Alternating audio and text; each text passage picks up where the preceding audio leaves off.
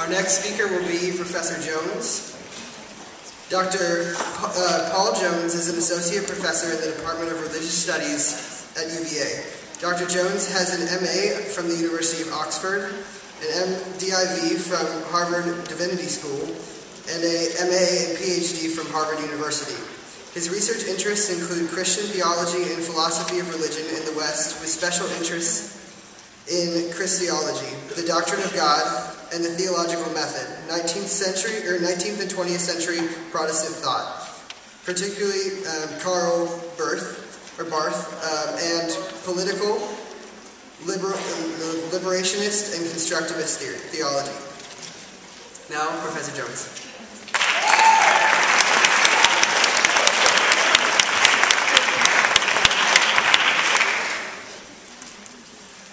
I should say after that last talk, I have a 2-year-old son, and the only way I can get to change his diaper is by showing an episode of Tayo the Little School Bus.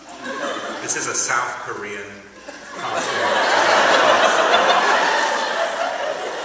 And I think we're about 200 showings of that right now. So Comcast are going to be sending me some messages.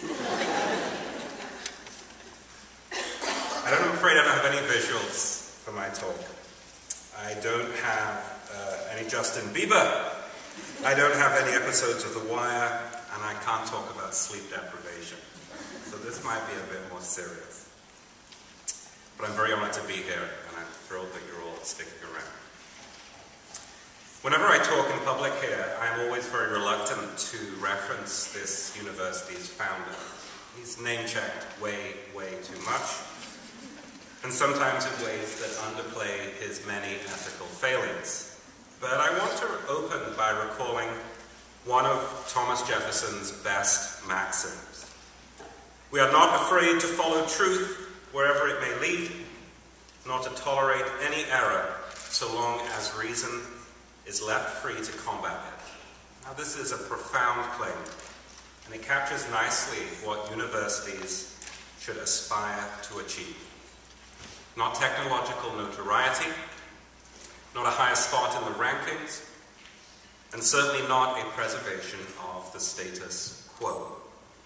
Precisely because we do not know, we really do not know where truth may lead, precisely because we have to follow out various paths of inquiry.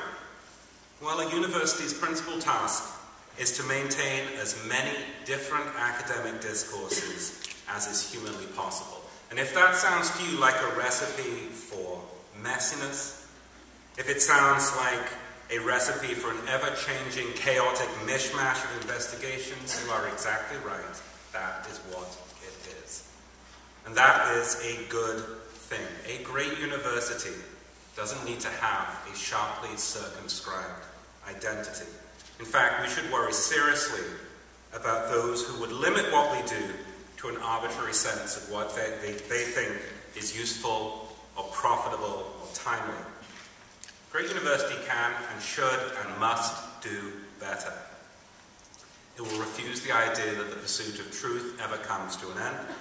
It will encourage an anarchistic disarray of thought experiments undertaken by people like you and by people like me.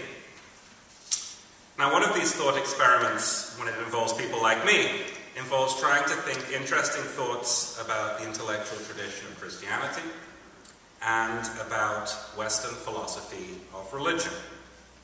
This never adds up to a knee-jerk endorsement of Christianity. Indeed, anyone who views this or any other religion as unequivocally praiseworthy has lapsed into a critical naivete. But you don't need to slingshot from one extreme to another and swap uncritical cheerleading for cheerless cynicism. What you need is a more nuanced approach. And the wager that I've made in my scholarship is that the intellectual heritage of Christian thought and the Western philosophy of religion, let's call it theology for short, has abiding value and is worthy of study and refinement and imaginative expansion. Imaginative expansion is precisely what I want.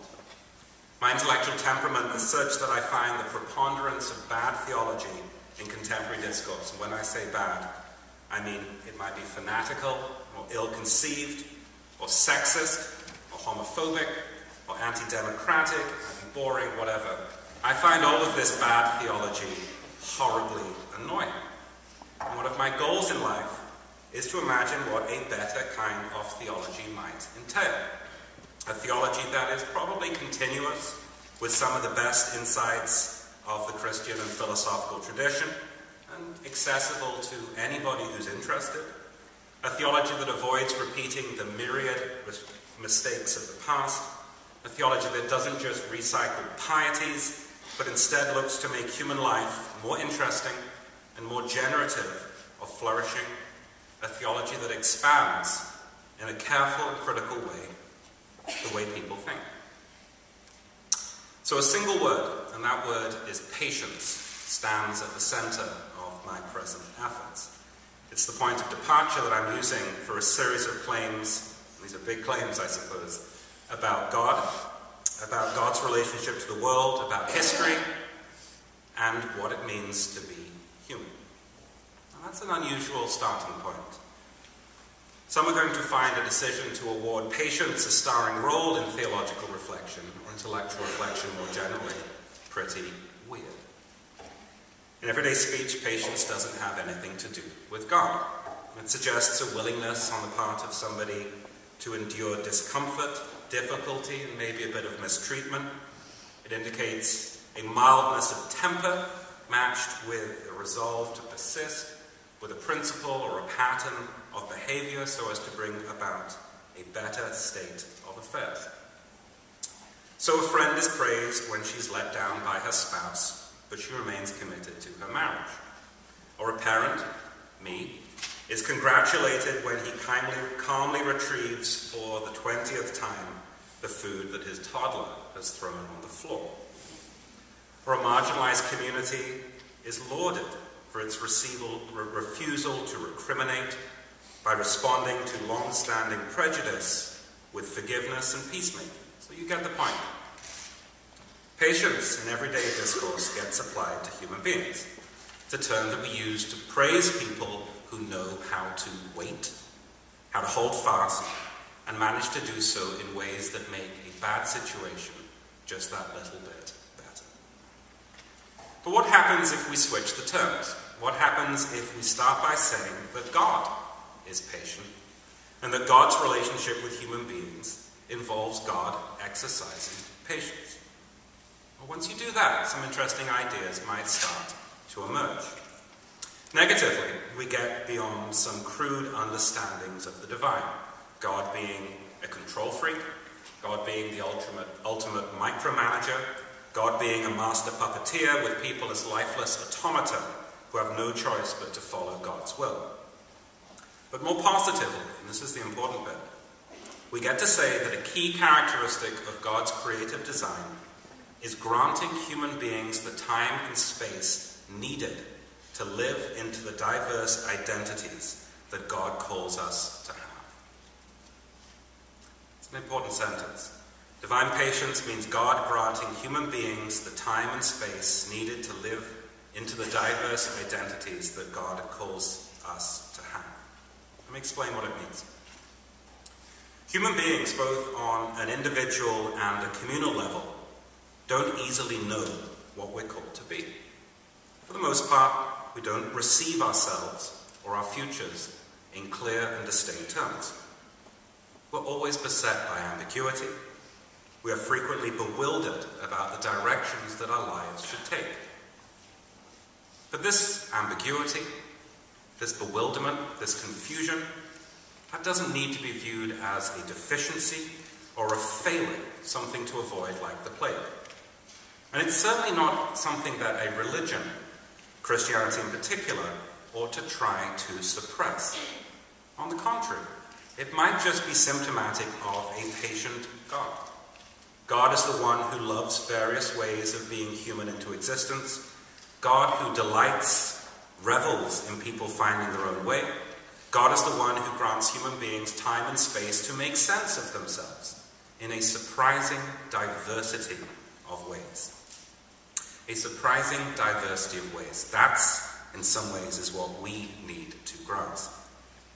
Despite our obvious wickedness and general messed upness, the patient God doesn't seem to respond by asking human beings to fall into line, to exhibit some type of lockstep uniformity. Just as the first chapter of the book of Genesis shows God enjoying a creation that gets more complicated, more diverse with every passing day, so God is looking for a humanity distinguished by an ever-increasing degrees of difference and diversity. But as we often know, the Christian tradition, the Western philosophical tradition too, hasn't always been good at honoring this aspect of God's work. Often the Christian tradition wants to press gang people into very restrictive roles, specifying in advance what ways of being human are legitimate and what ways of being human are deemed illegitimate. We know some of these sorry stories.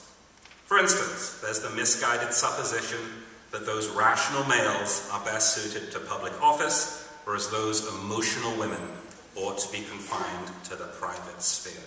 Or there's that misguided supposition that religious discourse, which is everywhere these days, ought to be scrutinized and policed, lest those crazy heretics throw everything out of joint. Or there's that misguided supposition that sexual awakening and sexual activity ought to be limited to that artificial construct, heterosexuality, given that other options, of which there are many, are dangerous, moral, or depraved. It's exactly at this point that the Christian tradition has so often taken a wrong turn. If God gives human beings the opportunity to live into an array of identities, and if God's patience is such that human beings cannot easily know what those identities are, then there's good reason for us to be patient with ourselves and patient with each other as we try on various identities, as we work out slowly but very surely precisely who it is that we're called to be. After all, who can say with that much confidence how God forms God's children? Who can know in advance the future towards which we are being moved? Just perhaps with the category of patience, we have an opportunity to discourage those restrictive construals of identity that have done so much trouble and have done so much damage. We can imagine a style of reflection that embraces and endorses being in becoming, that delights in and always approves the open-ended and perhaps experimental quality of human life.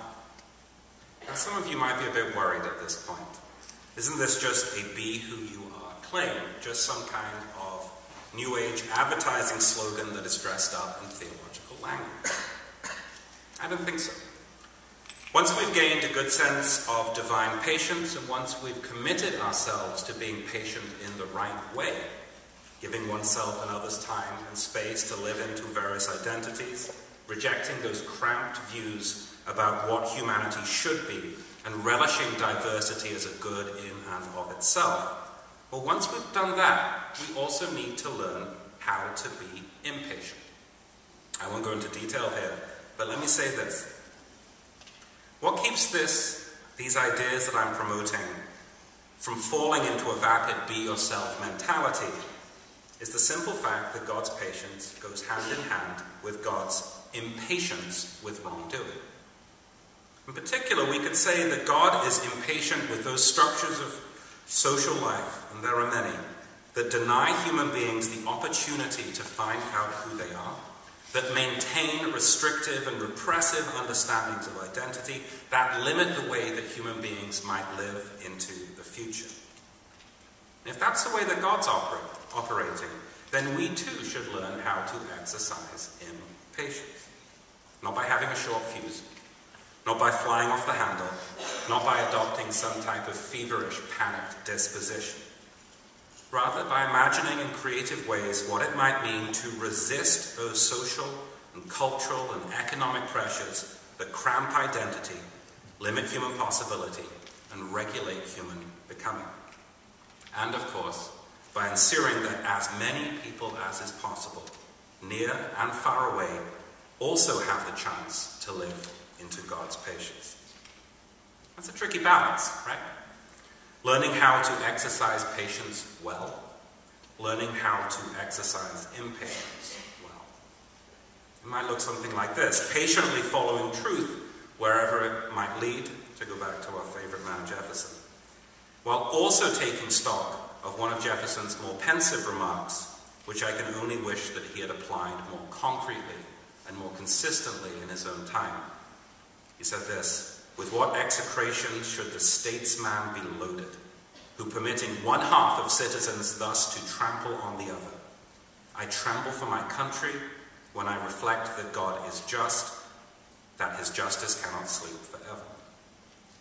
Well, here's the point in which theology, academic thought experiments like this, intersect with ethics, the point at which my own particular thought experiment needs to come down to earth. And come down to earth it must, although luckily for me I think my 12 minutes is at an end, so I can leave you wondering about how best to manage the descent and landing.